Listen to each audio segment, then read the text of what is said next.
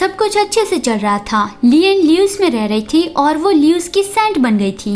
अब ल्यूस और dark as के बीच में दुश्मनी भी नहीं रही थी। अब करीन डार्क एज में रह रहा है। आज लियन के लिए ही एक स्पेशल सेरेमनी रखी गई है, इसलिए करीन और डार्क लॉर्ड यहाँ ल्यूस में आए हैं। सिल्वर विंग जिस जगह पे रहता था वहाँ पे रेगिस्तान था, लेकिन अब उस जगह का मौसम भी बदलने लगा है।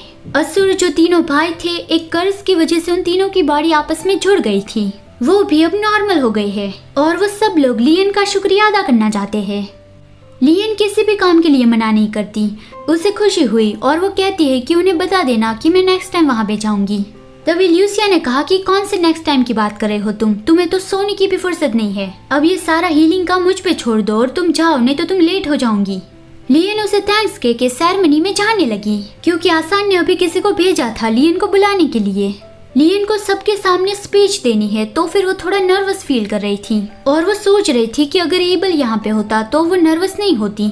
वो सीढ़ियों से नीचे जा रही थी, तभी वो सीढ़ियों से गिरने लगी, पर एबल ने उसे बचा लिया कि सच में मैं एक पल भी तुमसे नजरें दूर नहीं कर सकता। क्या तुम सबको ये दिखाओगे कि तुम कितनी क्लमजी हो? और वो लियन को नीचे रखता है। लियन का चेहरा एकदम ही रेड हो गया और वो कहती है मैं क्लमजी नहीं हूँ, मैं बस कुछ सोच रही थी। एबल कहता है हाँ हाँ ठीक है, मैं मान लेता हूँ। लियन कहती है कि तुम कहाँ पे थे? तुमने कहा था कि तुम जल्दी वापस आ जाओगे, तो मुझे थोड़ी चिंता होने लगी थी। एबल ने कहा कि मैं ये लाने गया था और उसने लियन को एक रिंग पहनाई।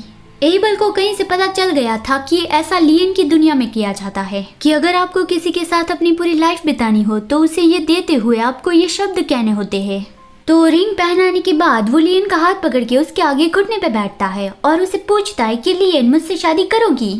मतलब इस वाले टोन में नहीं कहा था, सीरियस और थोड़ा प्यार डाल के कहा था।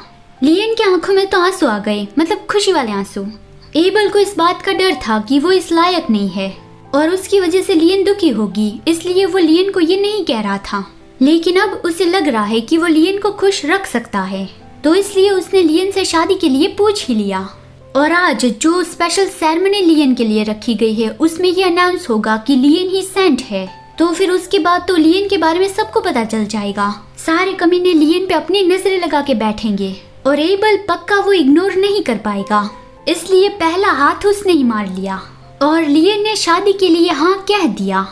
तो यहाँ पे ही इस कहानी की हैप्पी वाली एंडिंग होती है। अब वो दोनों हमेशा हैप्पी हैप्पी साथ रहेंगे, हमेशा, मतलब कि वो दोनों इमोर्टल बन गए हैं। लियन के पास क्रिएटर की पावर आने से वो भी इमोर्टल बन गई है।